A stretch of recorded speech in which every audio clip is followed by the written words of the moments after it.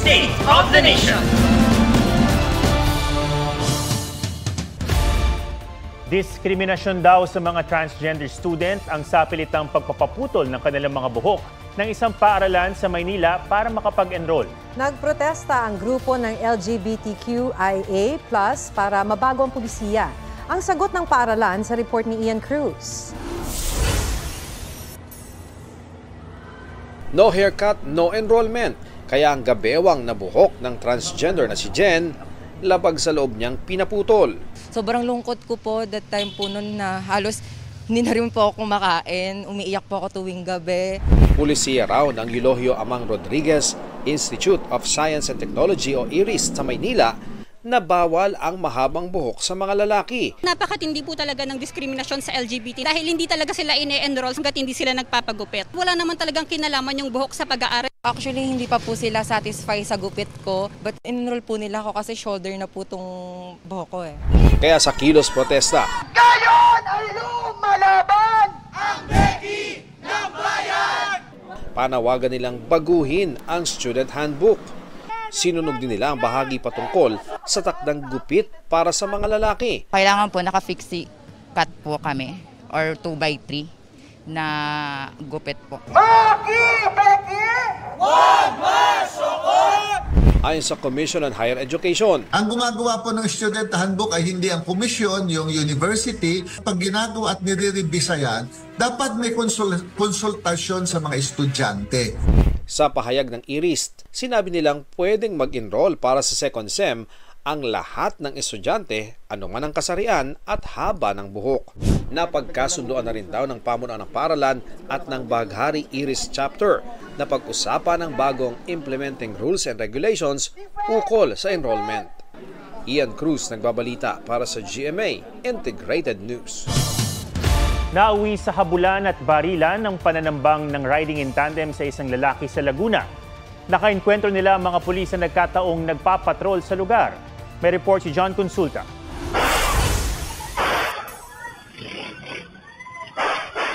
Sunod-sunod na putok ng baril ang umalingaw-ngaw sa bahaging ito ng San Pablo, Laguna. Di hagip sa kamera ang aktual na pamamaril pero napatay ng gunman ang kanyang target. Saktong nasa lugar ang mga pulis na pinaputukan din ng suspect. Napansin nila yung mga pulis na sumusunod, pinutukan sila doon. And in return, nagdepensa naman po ng ating mga pulis, pinutukan din yung mga riders na ito, yung riding in tandem na ito. Sa pool din sa CCTV ang pagtakas ng mga suspect habang hinahabol at binabaril ng mga pulis. Na-corner ang gunman nang mahulog siya sa motorsiklo. Dead on arrival siya sa ospital. Ang gunman na suspect ay mayroon bang involvement sa isang kaso noong 2016, isang pagpatay sa isang barangay captain. Arestado naman ng rider na kasabwat ng gunman sa mismong ospital kung saan siya dumiretso para magpagamot dahil sa tama ng bala. Nadamay lang daw siya sa krimen. Magyaman lang daw ako, bibigyan daw niya ako 5,000. Naglabas na bumaba, naglabas ng baril. Pag kami pumutok, yung tingin ko, binabaril na siya nila, sir. Yung umangat na ako, sir. Hinulog ko na po. Bakit mo siya hinulog, sir? Ay, hindi ko na po talaga siya Hindi mo talaga para siya iligtas gawa ng nadalamoy lang ako, kaya hinulog ko na. Itong victim ay pupunta sa hearing kasi kinasuhan niya pala ito, yung misis niya for adultery. So ito yung isa sa mga anggulo na titignan natin. John Consulta, nagbabalita para sa GMA Integrated News. Posibleng maharap sa parusa ang Captain's Peak Resort dahil sa pag-ooperate kahit walang environmental compliance certificate. May report si Joseph Moron. 150 milyong taon, ganyan daw katagal sabi ng DNR bago mahulman ng tectonic activity ang isla ng Bohol na kinaroroonan ng Chocolate Hills. Ang isla kinilalang UNESCO Geopark. Habang ang mga burol kabilang ang ilang tinabihan ngayon ng isang resort, idineklarang National Geological Monument. Kaya inisyuhan na ng DNR ng cease and desist order ang Captain's Peak Resort para mabantayan ito at hindi makapagbukas. The issue is, does it have an ECC or not? Hindi naman po lihis sa kaalaman ng LGU na wala. There are other possible violations including the potential, for example, for the damage to the environment through the release of say wastewater and other types of solid waste management challenges. Hiningan namin ang reaksyon ng munisipyo ng Sagbayan pero wala pa silang tugon tungkol dito. Pero nauna nitong sinabi na wala silang natanggap na closure order mula sa DNR na inisyu noon pang September 2023. Sa paglabag daw ng resort, maaari silang maparusahan ng kulong at multa. Minimum of 1 million to 5 million pesos maximum for criminal liability. At meron po karagdagang minimum of 6 years to a maximum of 12 years imprisonment. Pero ang manager at kapatid ng may-ari ng resort, umaasang panandalian lamang ang pagpapahinto sa kanilang operasyon. Marami raw silang tauhan na mawawala ng trabaho. Tapos yung may-ari, parang sakit talaga sa dibdib niya na napahinto, wala ng income. Paano na po yung mga kapital na invest niya, wala pa pong return, kakaumpisa lang po sa mga buildings niya. Kung sakaling tuluyang hindi mabigyan ng ECC ang resort, pwede ba itong i-demolish? Hindi po illegal occupation to, private property po ito at pagmemay-ari nila yung structures na nilagay nila. Ang hindi po pwede is mag-operate po sila without the ECC. Kailangan po pag-aralan yan. Pero may iba pang istruktura at pasyalan sa Chocolate Hills na tinitingnan na rin ng DNR kung may sapat na dokumento at sumusunod sa regulasyon.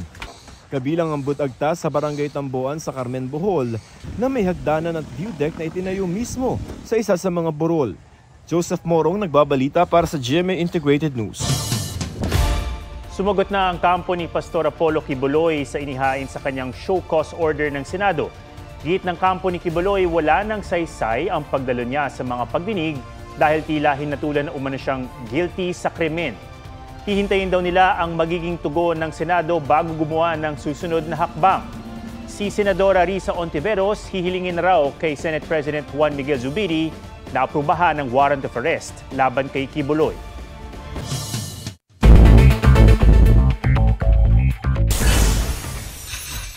Ilang kagamitan sa samot-saring panloloko nadiskubre sa pagsuyod sa Pogo Hub sa Tarlac. Sa opisina ng Sunyuan Technology, tumambad ang daang-daang cellphones, gadgets at SIM cards na ginagamit daw sa love scam at cryptocurrency scam.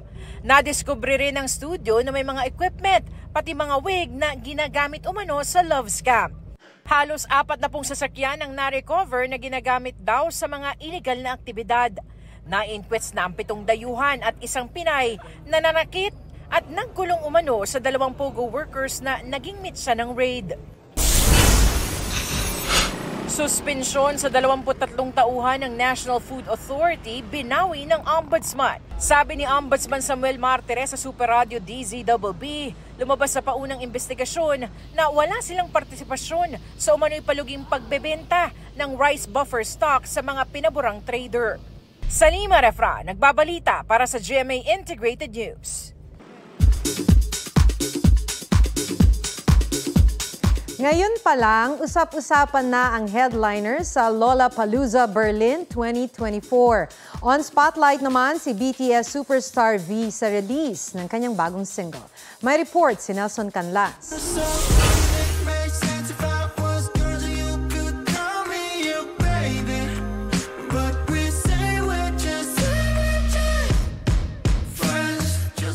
Lungkutan in his sad boy era, si BTS superstar V sa bago niyang single na Friends, ang kanta tungkol sa romantic feelings ng isang lalaki na friendzone at na heartbroken. Pero ang daming twist. Kaya kahit wala pang 24 hours, mahigit 3 million views na ang MV.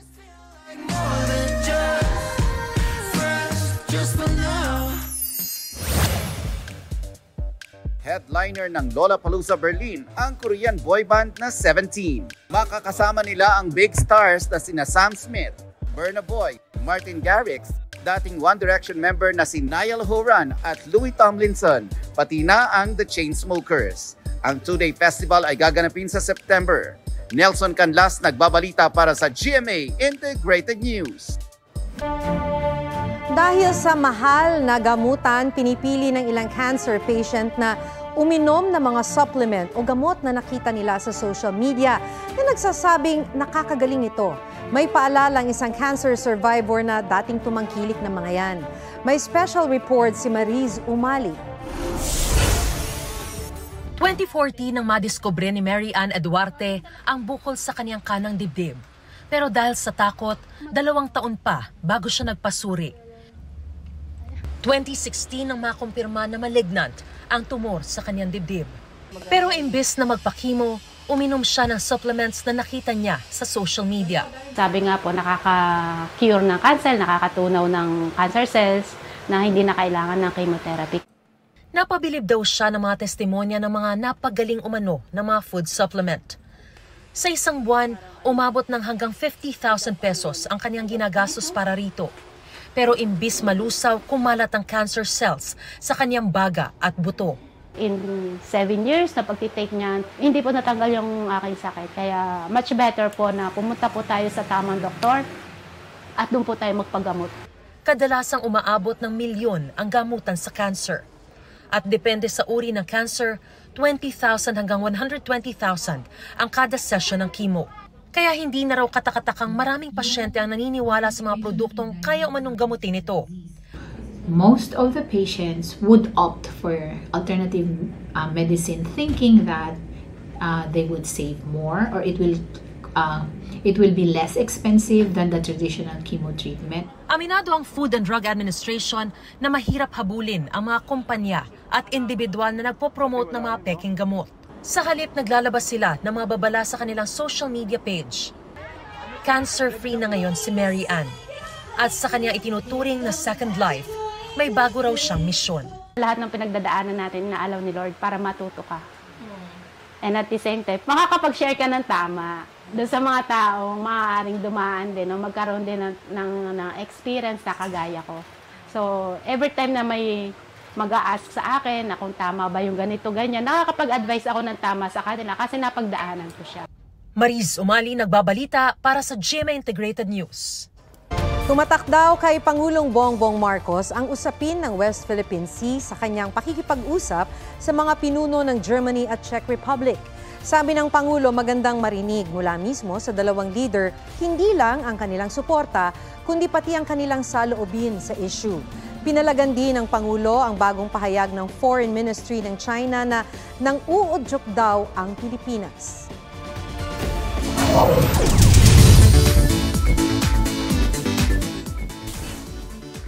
Kung gusto ng pasyalang mura, malamig at di kalayuan sa Metro Manila, marami niyan sa Tanay, Rizal.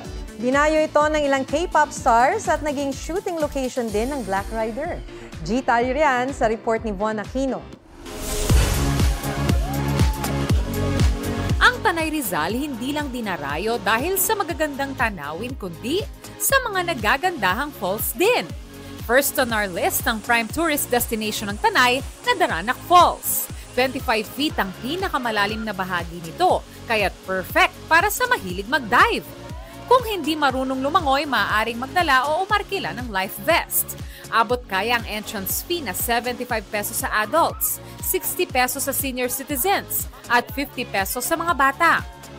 Malamig, as in malamig talaga, pero enjoy. Ang malamig at kulay blue-green na tubig ng Daranac ay mula raw sa Masungi Karst Rock Formation. Nagkakaroon po siya ng natural lime content po, kaya nagiging siyang kulay blue o bluish color. Kahit anong init po ng panahon, napakalamig po niya. Kahit na napakainit. So kaya napakarami pong dumadayo dito. Dito sinut ang bakbakan sa Daranac ng action-packed series na Black Rider. 2, 3, let's go! Pati international celebrities tulad ng GOT7 member na si Mark Tuan at EXO Kitty K-drama actor Sang Hyun Lee dumayo at nabighani sa ganda nito. Next stop, ang Batlag Falls. Crystal clear at kulay asul din ang tubig dito at nakamamangha ang tila kampa ng rock formations. 4 feet hanggang 14 feet ang lalim nito at ang day tour, 100 pesos per head. Maganda, kakaiba. Talagang maganda, worth it po siya pasyalan. Mula rito sa Batlag Falls ay maglalakad ka pa ng 2 hanggang 3 minuto bago mo marating ang dinarayong Blue Lagoon. Tara! Sulit ang lakad dahil pagdating sa Blue Lagoon, ito ang masisilayan mo. Napapalibutan ng mga puno ang lagoon. Nakagiginhawa rin ang lamig ng tubig dito. Von Aquino nagbabalita para sa GMA Integrated News. At yan po ang State of the Nation. Ako si Atom Araulio para sa mas malaking misyon. Para sa mas malawak na paglilingkod sa bayan, ako si Maki Pulido mula sa GMA Integrated News. Ang News Authority ng Pilipino. Mga kapuso, alamin ang State of the Nation. Mag-subscribe sa GMA Integrated News sa YouTube. Sa ating mga kapuso abroad, samahan nyo kami sa GMA Pinoy TV at sa www.gmanews.tv.